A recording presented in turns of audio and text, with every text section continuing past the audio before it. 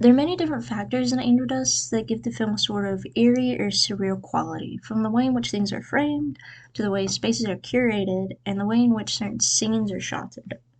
Do we again want to talk about the opening and later recurring train scenes? The train scenes, or really the murder scenes in this film, are done very differently than traditional murder scenes.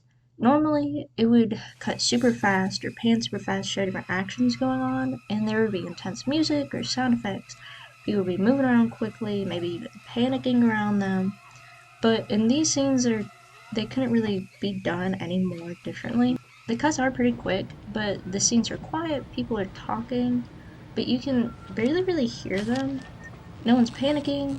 The little music that's there isn't intense, and once we get into the train, the sound does become diegetic through her earbuds. And this scene is very much like the murder scene in The Argent, where they're both really quiet and still, but if not at that moment, then later on the viewer knows that there's a murder going on off screen. And it kind of takes a minute for the viewer to catch up to really what's going on. This is, at least to me, more unsettling than if we were to be fully aware and can see everything going on. Sort of like suspense in the unknown.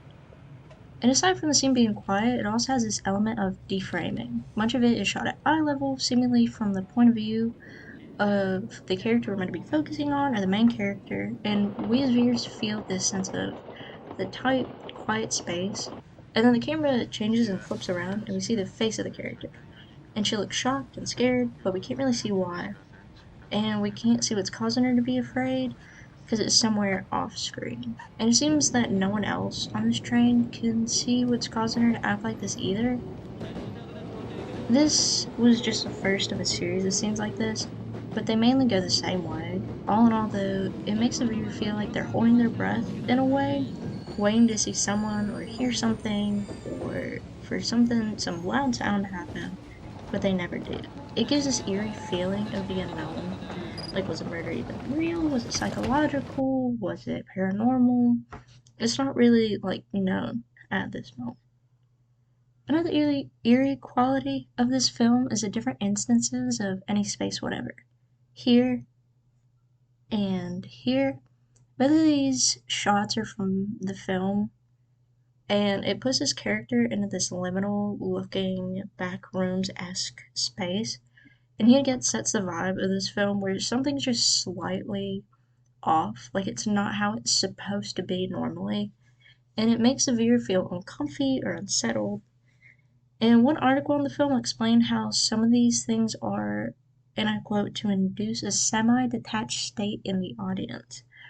And I don't think I could have really said it any better myself because many of these things are so odd that it makes the viewer step out of them just sitting back and watching and kind of makes them feel like uneasy or maybe even vulnerable at times. And the last thing I want to touch on in this movie is the wood scene where the detective and the therapist go out to talk to each other. Everything about it is off putting in some way. The whole scene seems to be shot using a telephoto lens, and it just really pushes everything together to where it feels like there's no really room for moving around, and there's no room for leaving the space, like you're trapped in it. They use some close up shots, and it really makes the viewer feel completely enveloped in the space that the characters are in, and it makes them feel claustrophobic almost or trapped. It feels like there's really no escape. And also, there's no trust in the space that they're in. There's no trust in the camera or the characters or the space or anything really. Because when we switch from the shot where both characters are in frame to just them individually, they seem to be far away from one another, and it seems like the spaces they're in are slightly different, like they're rotated. And this furthers the uneasiness feeling of the viewer and also, again, breaks the trust that they have. They can rely on being told the truth about where they are and what's going on, and makes them feel uneasy and or even vulnerable. All in all, there's just so many things that can be said about the details put into it to make the viewer feel off in some form or fashion. But I feel like the framing, the use of space and sound are what really does the job in this film. And some of the reviews from Letterboxd also seem to say the same thing and agree on how this film 좋다. gives the viewer this sense of unease. One wrote, the slow, draining atmosphere creeps into your psyche like an abuser trying to manipulate your soul. And another wrote, the purity of feeling this film elicits, the feeling not always one of comfort, it never is, but somehow always one allure.